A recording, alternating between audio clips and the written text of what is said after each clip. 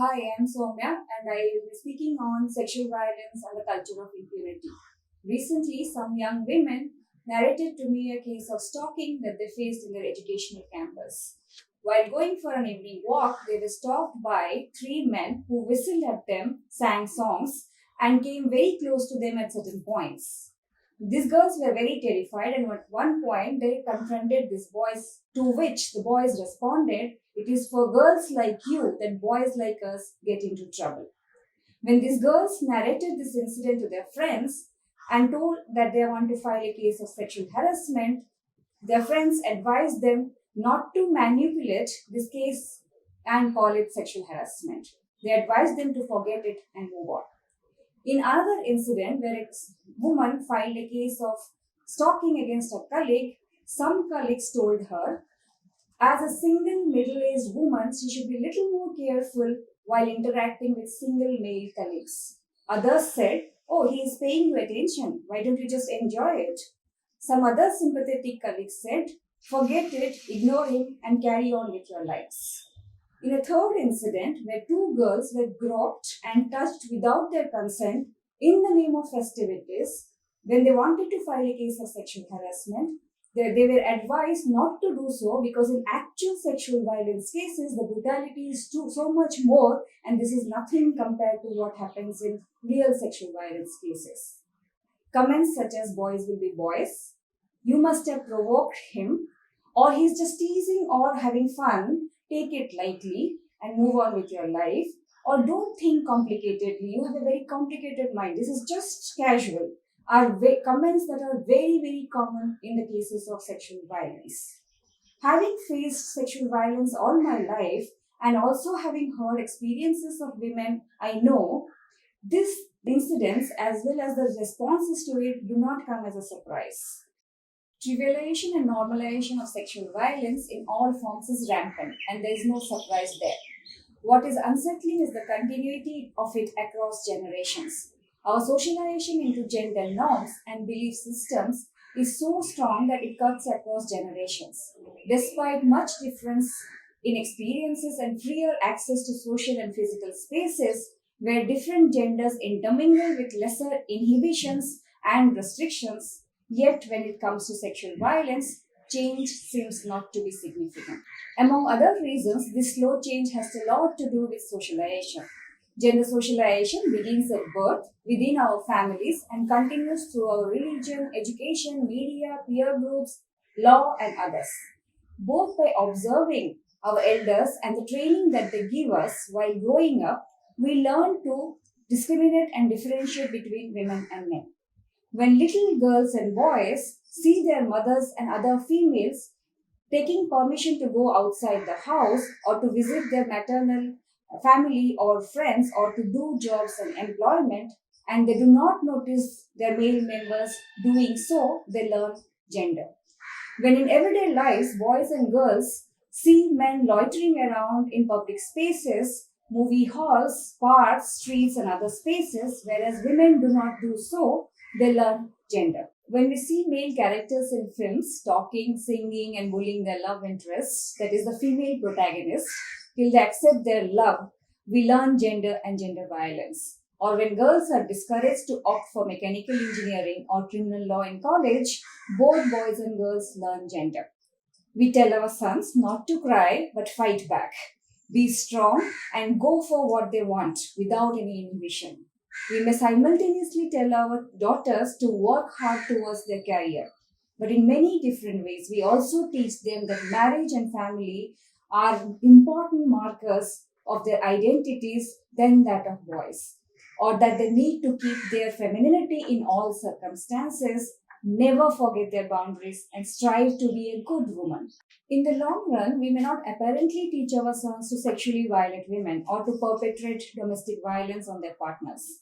But when we sit in our drawing rooms and cast doubts on a woman complainant's character, or rake up her past sexual history, or pass a seemingly harmless comment that she must be lying because she is greedy or very ambitious in her career, or she is not a submissive woman, we convey gendered messages to our children and socialize them into accepting gender discriminatory norms.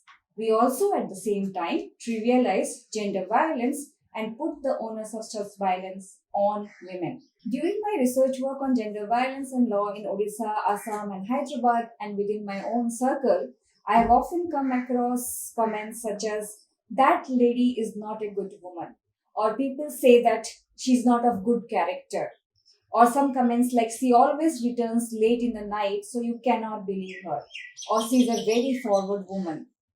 In such comments and listening to such comments, girl children thus learn that to keep silent in the face of sexual violence, whereas boys learn that they can commit violence and yet fingers will be pointed at the girls and not at them. They also learn that certain amount of coercion is fine when it comes to engaging with physical sexual intimacy with women. Consent, they wrongly believe, is always already present. Contrary to reality, the imageries of sexual violence, including sexual harassment, are often that of stranger men violating women, or that of bad men and drunken hooligans violating women in dark alleys or lonely places. Imagining a friend, an uncle, a cousin, a neighbor, a colleague, or a teacher, or that of a partner committing sexual violence thus seems very difficult to most people. In one case, where the woman was sexually harassed by her father-in-law and she was reporting the same to the police officer, as I was observing this case during my field work, the police officer said, "Don't you have any shame and you think we are all fools? You are saying that in the presence of everyone inside the house, your father-in-law, who is actually your father, almost your father, harasses you and no one notices it?" From asking questions about her relationship with men, her sexual preferences, her social media activities, her clothing, drinking and partying habits, and to asking how she felt during the sexual assault, legal personnel often use such questions to shame the woman, create an atmosphere of fear, and establish that the woman's words are nothing but false and that she asked for it or claimed that she must have enjoyed it. During my PhD fieldwork, I was interviewing a very senior lawyer who argued that child sexual abuse is a very complicated matter and one should be very careful while bringing a case of child sexual abuse because one would never know if the child actually enjoyed the sexual touch and the activities that went on. And he said, who knows that she did not ask for it the next time? Despite the claim to upholding gender equality and new legislations enacted over decades, law largely remains a gendered space, both in legislation as well as its functioning.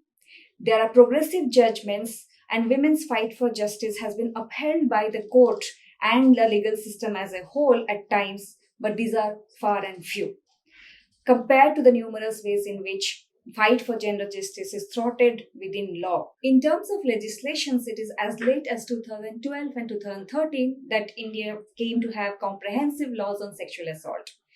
These laws address the various ways in which women and children experience sexual violence. For instance, the 2012 POCSO Act, the 2013 Criminal Law Amendment Act, otherwise known as the Nirbhaya Act, the Sexual Harassment of Women at Workplace Prevention, Prohibition and Redressal Act. All of these acts gave new hopes to women. The 2013 Amendment Act on Sexual Assault in India gave hopes to women across the country because different forms of sexual violence was taken as rape. From 375 and 376 IPC that accepted only penovaginal penetration, that is penetration of the vagina by the male genitalia, as sexual assault, the 2013 legislation created a list of sexual assaults that women experience other than what is called as the rape.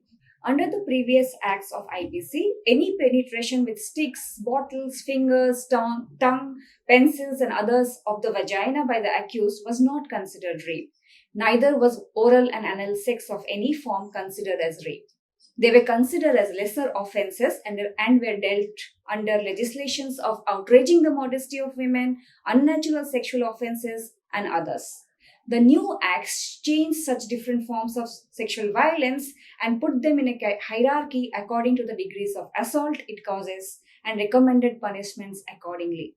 Yet, despite the Verma Commission's recommendation of including rape within marriage or marital rape, within the fold of this legislation, it was kept out.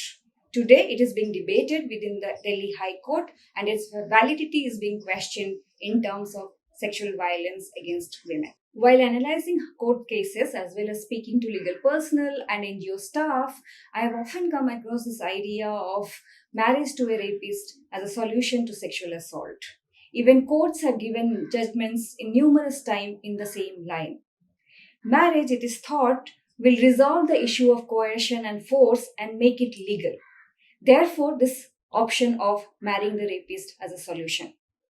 This is because sexual violence is not understood as a matter of women's rights to their bodies or to their sexualities or right to freedom from violence. But in a patriarchal gendered society, it is understood as a violation of the honor of the family, caste, community, nation, ethnicity, and otherwise.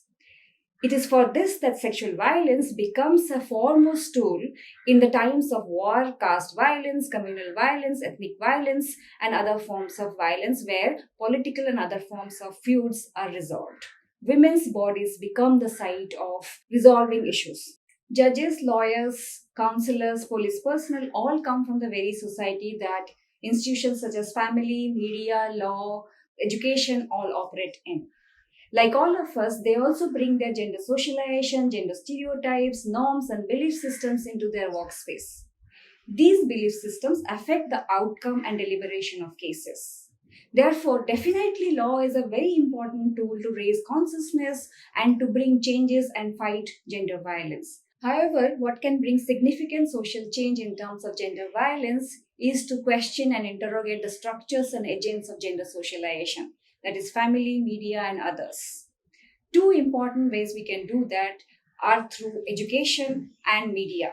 By changing the content and curriculum of education and making it more gender inclusive, and by making media contents which are more gender sensitive, a large social change and a deeper impact can be made in terms of sexual violence. Prevention is better than cure. To resolve any social issue, including that of gender violence, we have to first understand it and dismantle its root causes.